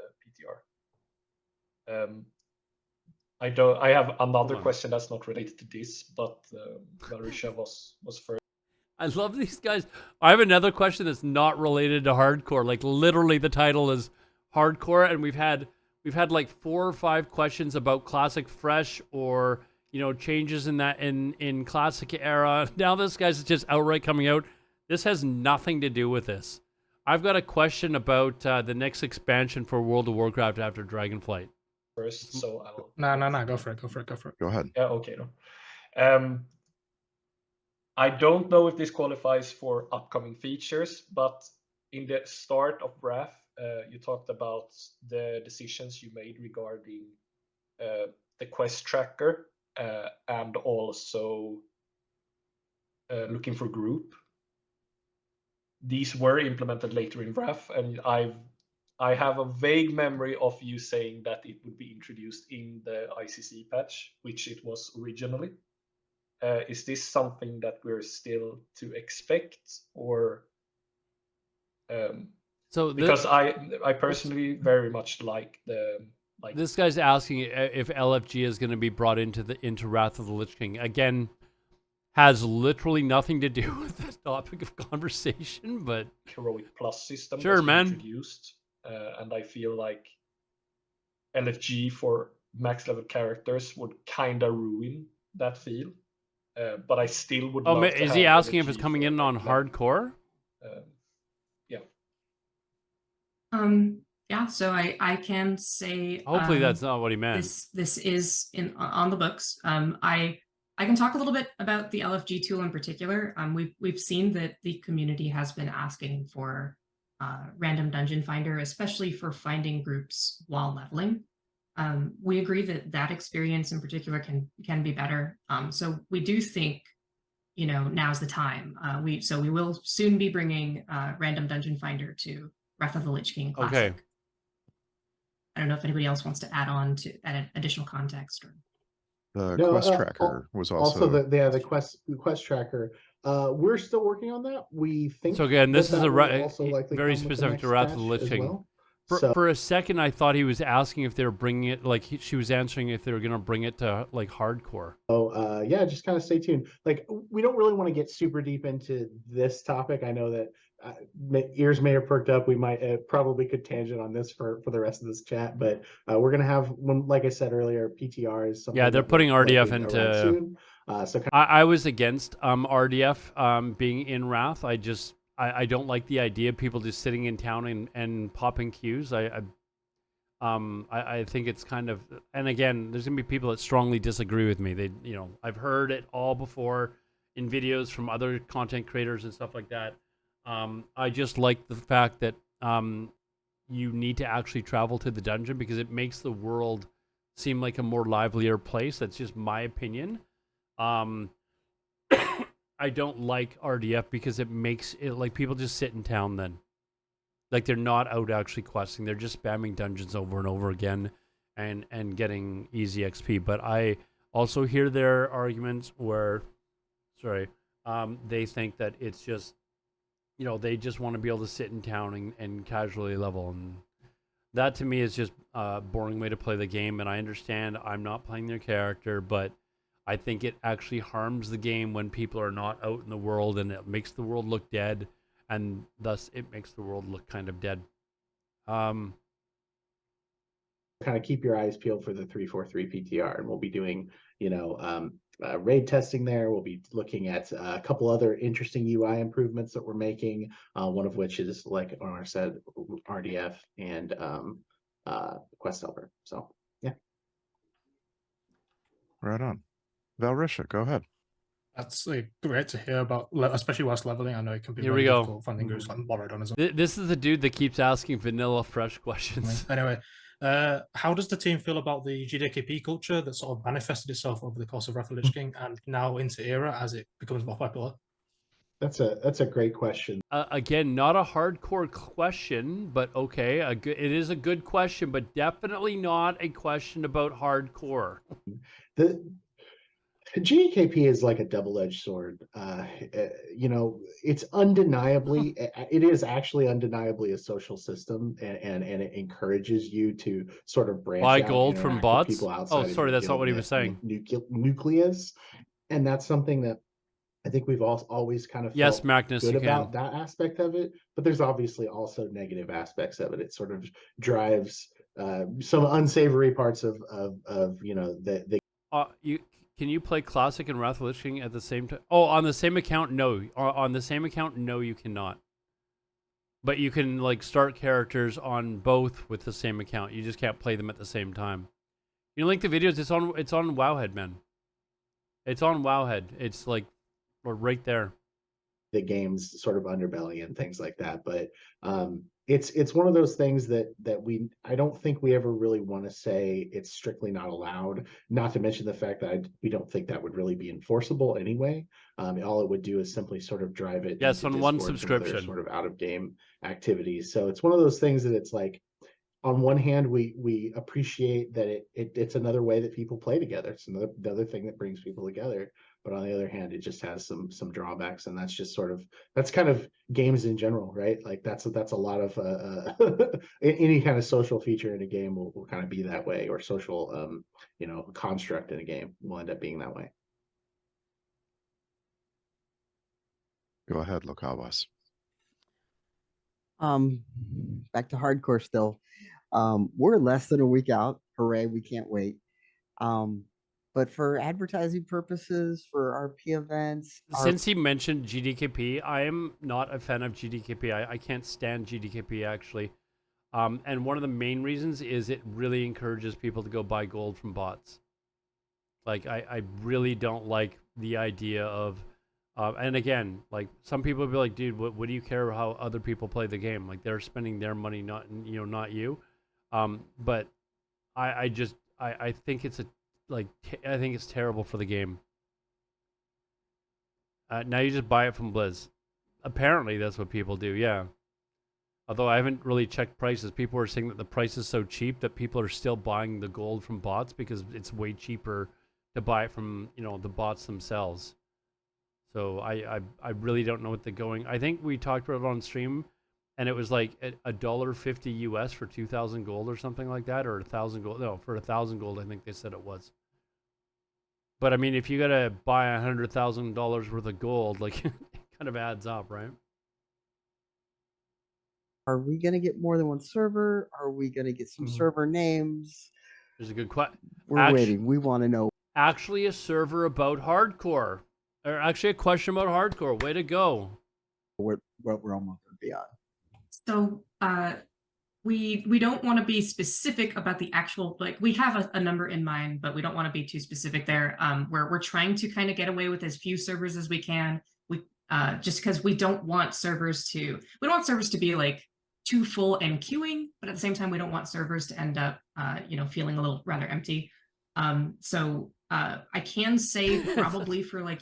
Yeah, let's skip the question and get to the next one, which will inevitably be about, Cataclysm or something. US and EU, you can imagine probably more. Put in chat what you think the next question is going to be about. Let's see who can guess it right. It's obviously not a hardcore question. Let's put your questions in chat to see whether or not you get the next question right. We don't have any plans of opening up the servers early on for things like name reservations and stuff like that. I'm actually not sure where we're at on whether or not we're going to announce the names of the servers beforehand, or if we're just going to kind of go live with that. Yeah, there is kind of a thing that. Why would you not announce the names of the server beforehand so people could plan to be able to play with their friends? Like that I don't get that. Tends to happen with when we give kind of too much information early on this. TBC era coming up. Okay, that's your guess. We'll see what they and then everything, and then that server will kind of queue to the moon, and then the rest will sort of be a little less active, right? And so it's one of those things that we kind of Dragon flying in Cata, folks sort of fan out if everyone kind of learns at the same time, everyone makes quick decisions and sort of fans out.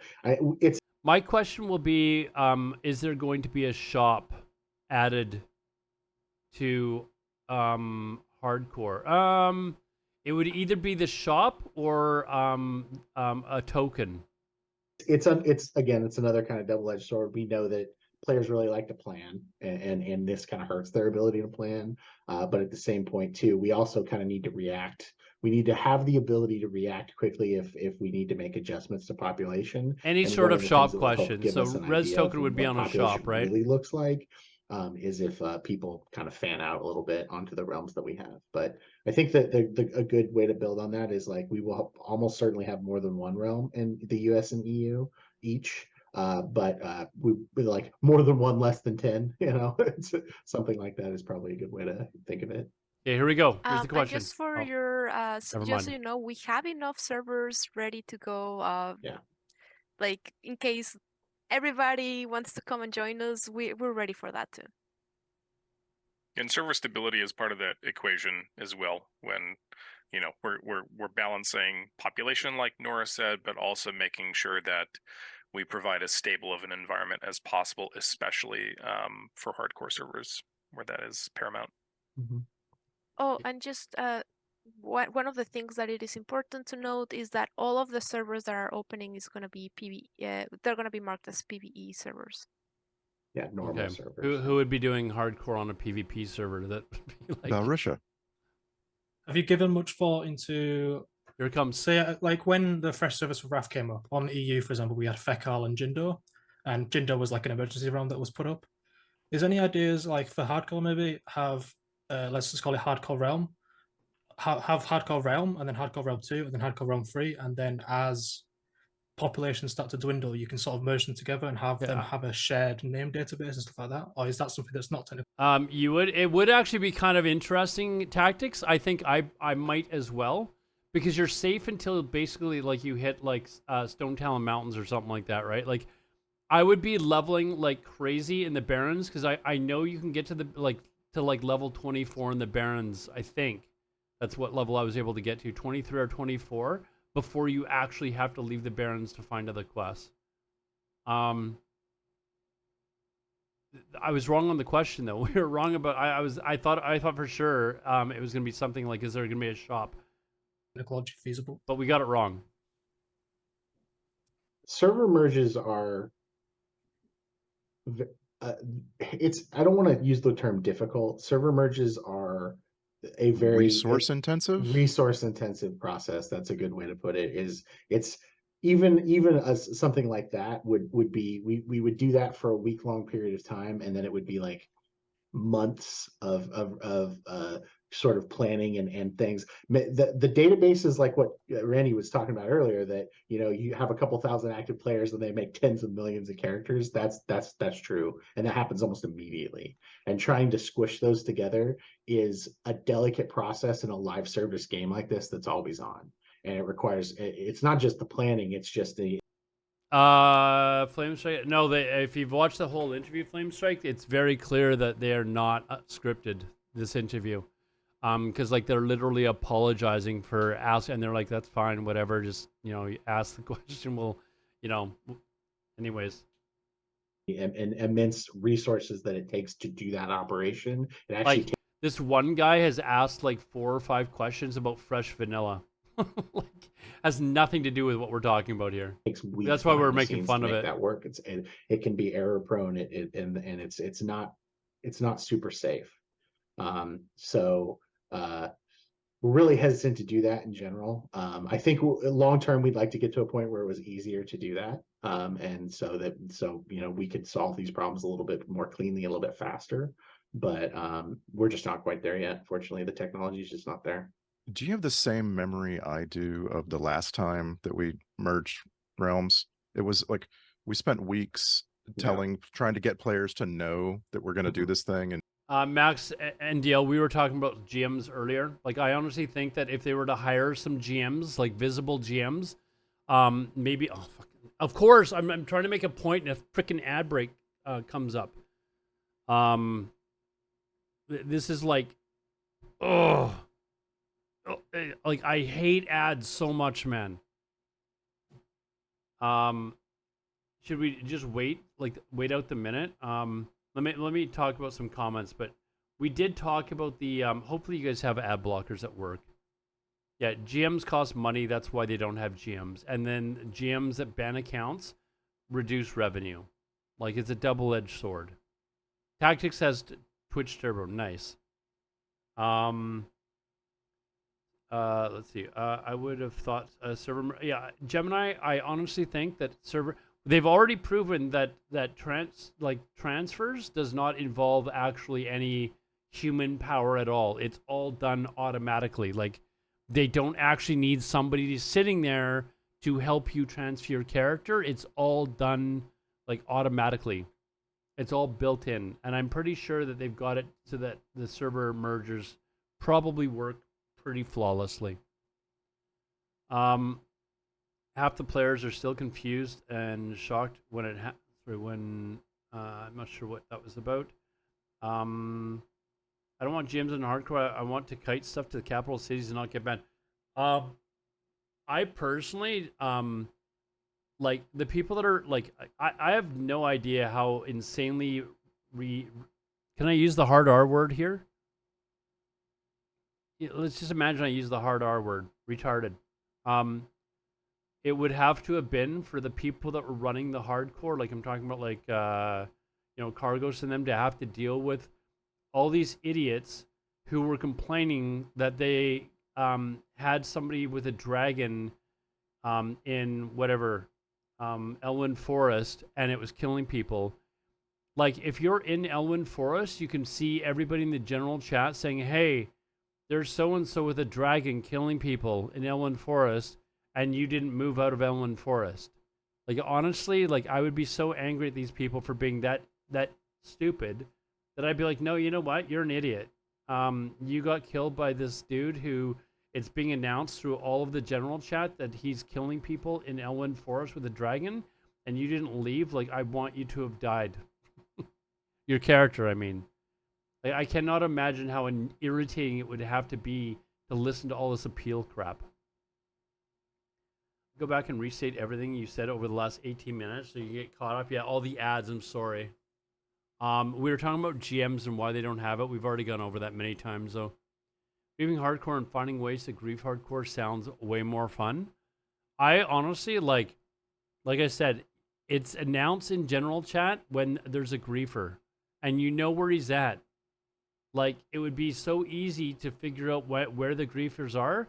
Just pay attention to your general chat and leave the area. And take the transfers now so that you can play. And then still it turned out that it took weeks to actually do the merge. And during that time, there was this constant, it was really hard on players, right? Because people were constantly coming along and finding that their realm was just completely missing, right? While that process was running in the background. And it just seemed, my memory is that it seemed really. Yeah, if it was super easy to grief, it would be easy to grief the griefers too.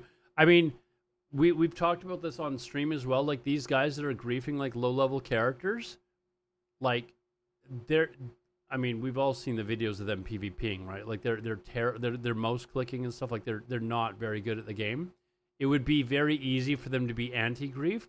And how many times do you think? Like, the only reason these guys are able to grief on Classic Era, on the Classic Era hardcore rounds, is because they, like, don't ever have to worry about dying. They can res and just continue griefing. On hardcore realms, though, they die and they have to reroll and get up to 60 again. How long do you think that they're going to want to keep doing that for? Like, I really honestly don't think that they would have been that much of a problem. Still appeal after saying to the chat, I should probably leave, right? Yeah, then 2 to 3 minutes, they're finally getting ganked. Yes. All the ones that faced were full tier 3 and full PvP, and were trash. I was beating them three at a time.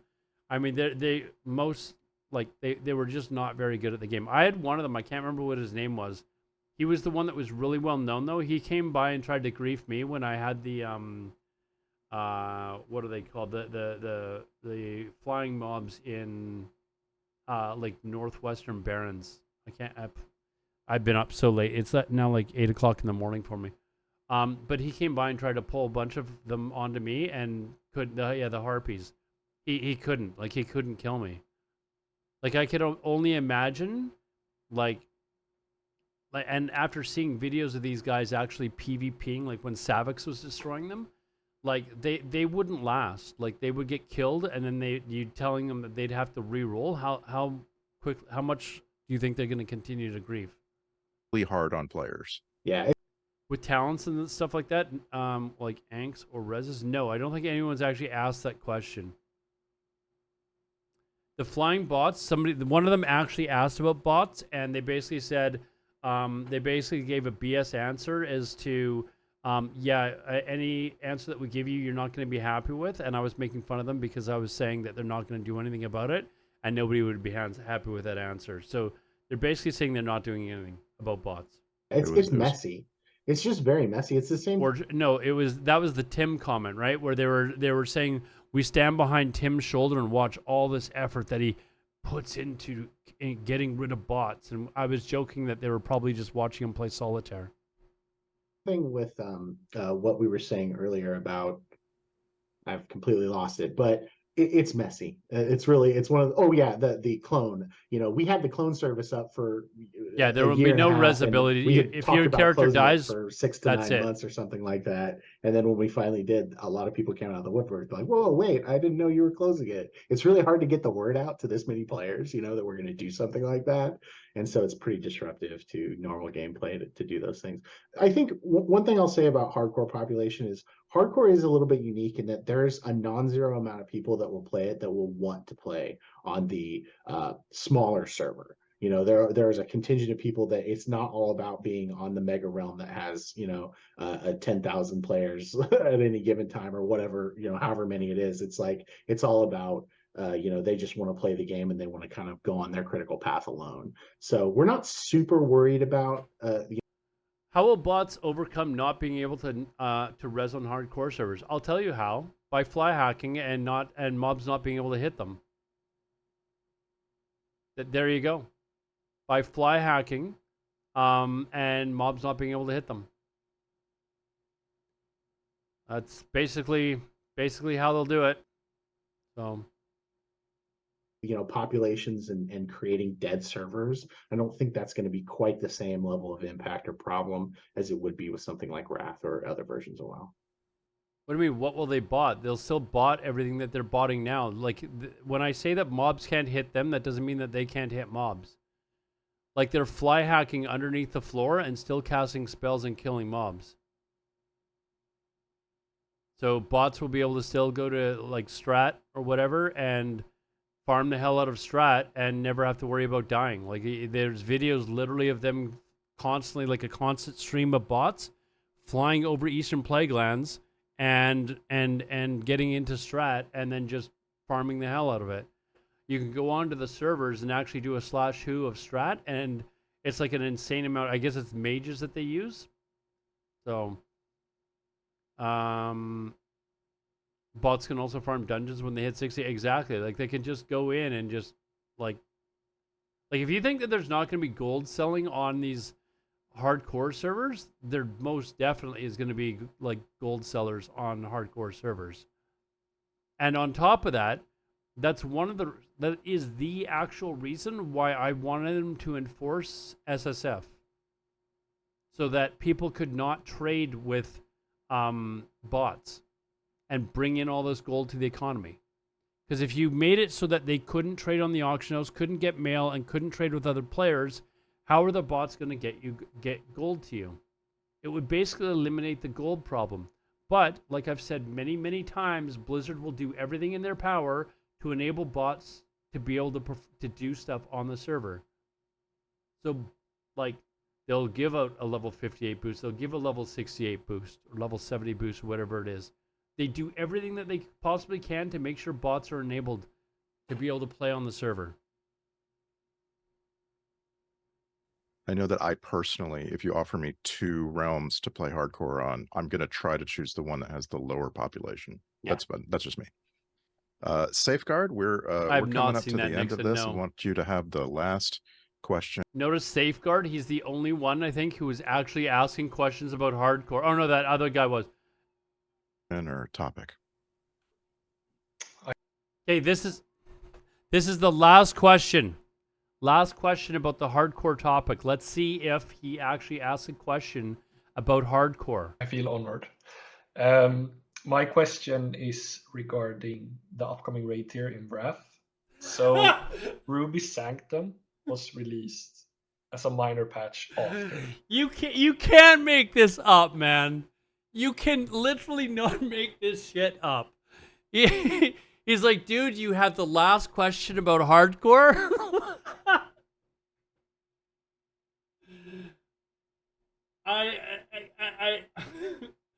You can't make this up, man. Oh my god. This is incredible. I'm gonna I need to listen to it again. Listen to him, like, throw the last question to him and say, you are going to get the last question, dude, about hardcore. Here we go. Try to choose the one that has the lower population. Yeah. That's just me. Safeguard, we're coming up to the end of this. I want you to have the last question or topic. I feel honored. My question is regarding the upcoming raid tier in Wrath. So Ruby Sanctum was released as a minor patch after Icecrown Citadel's release. Man. Do you have anything to say regarding how you're planning to release this? Will it be released together with ICC or will it be released later on?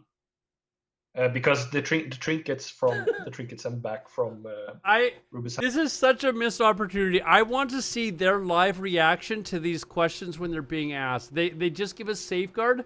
I want to see the face palms from the devs that are just going like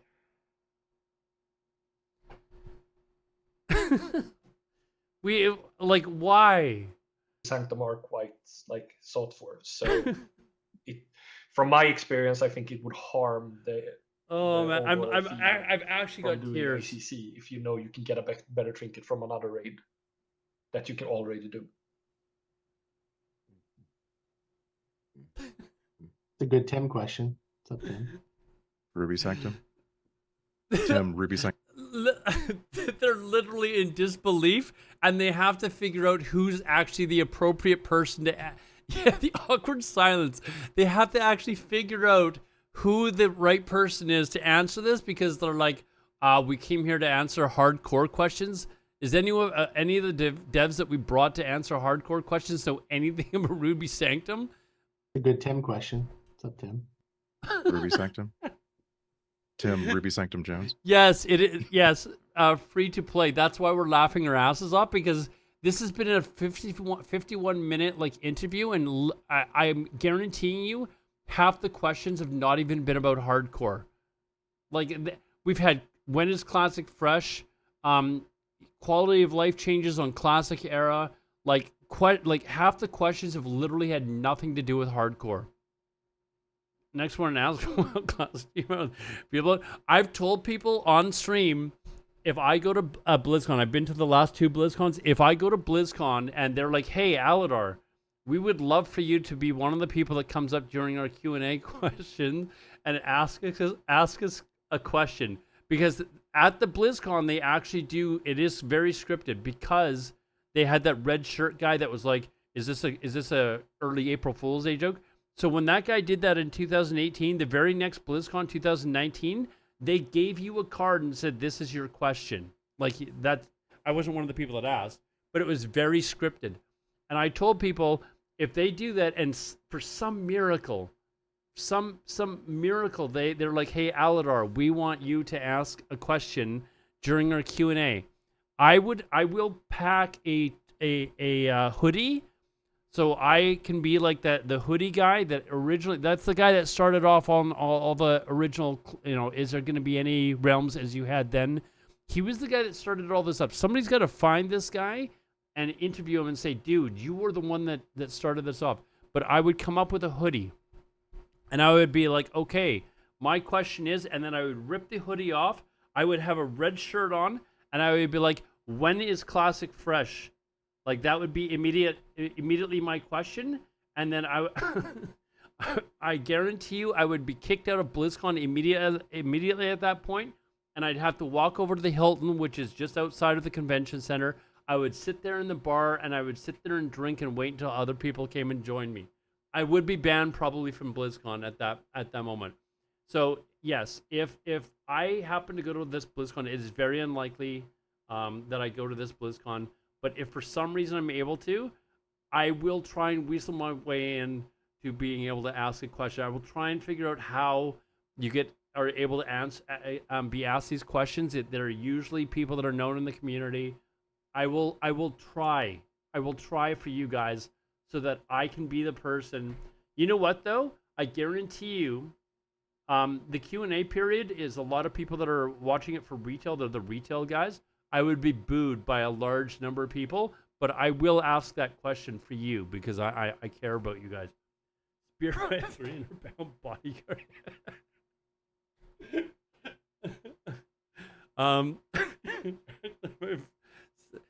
They better come at me with more than one security guard, okay? Like I promise you that right now. Like people are surprised when they find out how like that I'm actually a big guy. Like it better. It better be bigger than that security guard that came at Esfond and I when I was taking Esfond around Vancouver, and we had that little security guard.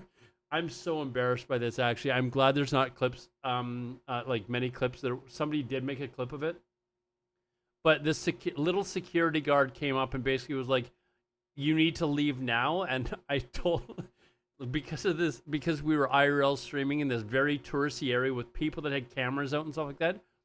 They didn't want S-Fund IRL streaming, and I literally told the security guy to go get all their other security and try to physically remove us. And not one of my proudest moments in front of 10,000 people, but I mean, like literally, the guy was half of each of our sizes. But S-Fund S-Fund's a good guy. He's a really, really nice guy.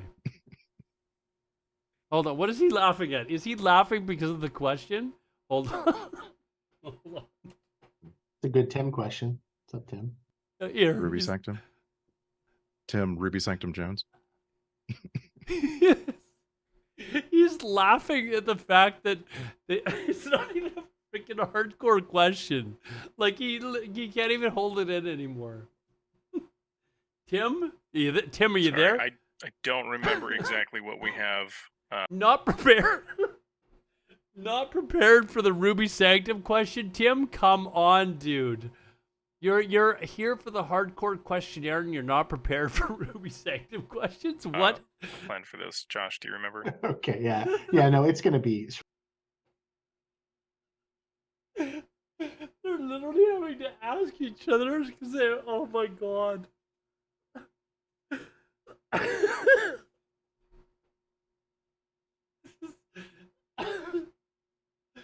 So stupid. Shortly after, it's not going to be. I've never seen. Oh my god. I have talked to other people. I have talked. Oh my god. Right when the raid comes out, it's going to be some weeks or months afterwards. So, yeah. Sorry to put you on the spot, too. You want to answer this? Yeah. And just it might not come in a patch itself. It might just be a release of it. Just so you know that they might not be the same kind of following of like, hey, there's a new patch coming. It's gonna be maybe only the encounter itself that is gonna be enabled. Yeah, it's somewhat likely too. We'll do a PTR for it, just like a quick one, before we do it. So you'll know it's coming, I think. Oh man. Excellent. I have really fond memories of that raid. I hope others do. Someone out there. Thank you all. Fun memories of ICC. I'm really excited for ICC. Gosh, it's been real fun. I was I mastered jumping from ship to ship. Thank you all very, very much. That was fun. Thank you all for the hardcore Q&A. Hope we got the questions all answered. If we didn't, if there's something else that you'd like to ask us about, we'll continue the discussion on. Thank you for asking the 2 questions about hardcore that you had in the forums, in the WoW Community Council forum. Thank you, Nora, Tim, Josh, Anna. Thank you so much. Really nice. Thanks, everybody. These are always fun. Yeah. Have a good day. Yeah, thank you for your time. Thank you, everyone. Thank you. Thank you. I've got like the giggles now. Like I got to settle down here. Is that the end of it? Okay. Oh man, that is actually. I actually, because I was laughing so hard, I actually have tears in my eyes. That is the funniest. That is gotta be like the funniest and worst interview that Blizzard's ever done ever. Oh my god, I don't know who, I can't remember who suggested that I watch this on stream. But man, that was actually great. Anyways, for those of you that are watching this on, or those of you that are here live in stream or watching, if you're still watching on YouTube, I don't know if I'm going to post this or not. Do check out Hardcore. It is going to be a lot of fun. Obviously, we're not getting Classic Fresh for some time, but Hardcore, I do think will actually be a lot of fun. I think a lot of people will probably try it for a few months, and then eventually they'll be like, okay, I gave it a go. It's not my thing. And then you can have people that legitimately try to get to 60. I will legitimately be trying to get to 60. If I die in a Warlock in Hardcore, I will be extraordinarily embarrassed, okay? Like, I will actually be embarrassed. Press the dislike. No, are you kidding me, man? It's on YouTube. How many views does this have? Only 6.8 thousand views, and it's only got 61. No, I'm liking it, man. Are you kidding me? I thoroughly had a blast watching that video. Like I was laughing so hard. I'm giving that a thumbs up, man. No way. Is it unlisted? Oh, that's why. But I mean, the views still count. Like if people are watching it on the Wowhead site, it still counts as a view. So only 6,800 people. Well, it's only been up for not even 24 hours yet. So, anyways. We're going to leave it there. If you're watching this on YouTube, thank you very much for watching the video. If you actually got all the way to the end here. Obviously, I will be playing hardcore. Definitely check out some of the hardcore streamers. I'll be streaming 5 days a week at twitch.tv/Aladar. All the links will be down below. If you have any comments or anything, please leave them down below. And if you liked the video, if you had as much fun and laughed as much as I did, especially towards the end, please consider liking the video and subscribing to the channel. I would greatly appreciate it. Thanks a lot, and we'll see you in the next one. Take care.